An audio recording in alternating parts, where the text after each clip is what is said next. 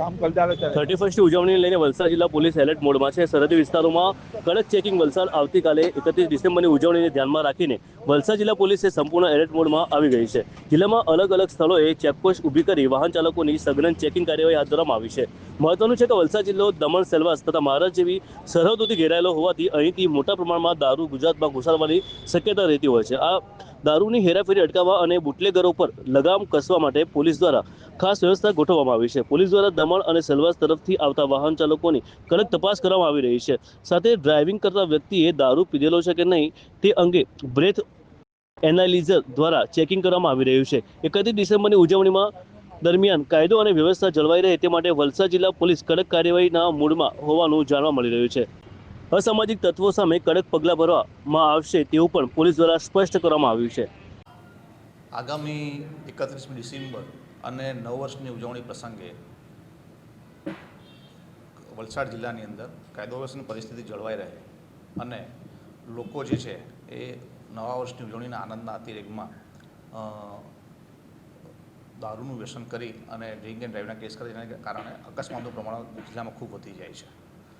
આ બધું અટકાવવા માટે આગામી દિવસોની અંદર ખાસ કરીને નવા વર્ષની ઉજવણી સંદર્ભમાં વલસાડ પોલીસ દ્વારા જે હાલ જે ચેકપોસ્ટો કાર્યરત છે જે દમણ, સેલવાસ અને મહારાષ્ટ્રની બોર્ડર નદીને આવેલી છે તેમાં વધારો કરી 17 જેટલી ચેકપોસ્ટો શરૂ કરવામાં આવશે.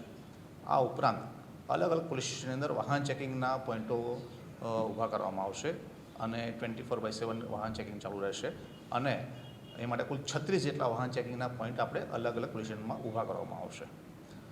છેલ્લા 3 દિવસથી ડ્રિંક એન્ડ ડ્રાઈવની કેસો કરવાની આપણી ડ્રાઈવ ચાલુ છે અને છેલ્લા 3 દિવસમાં એટલે 24, 25, 26માં આપણે 150થી વધુ ડ્રિંક એન્ડ ડ્રાઈવના કેસો કરેલા છે અને આ ઝુંબેશ અત્યારે પણ આગળ ચાલુ રહેશે.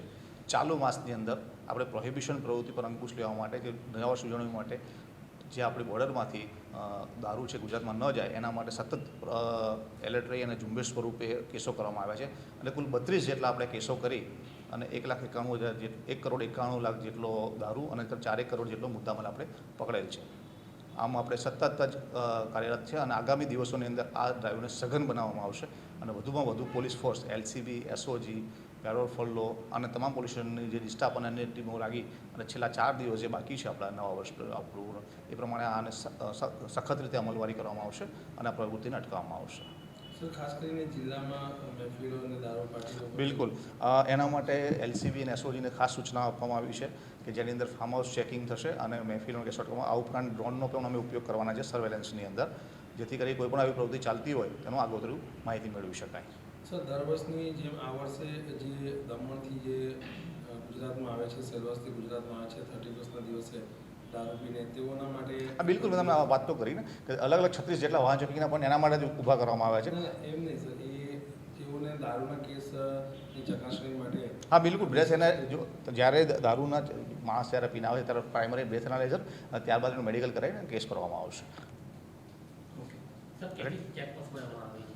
પહેલાં તો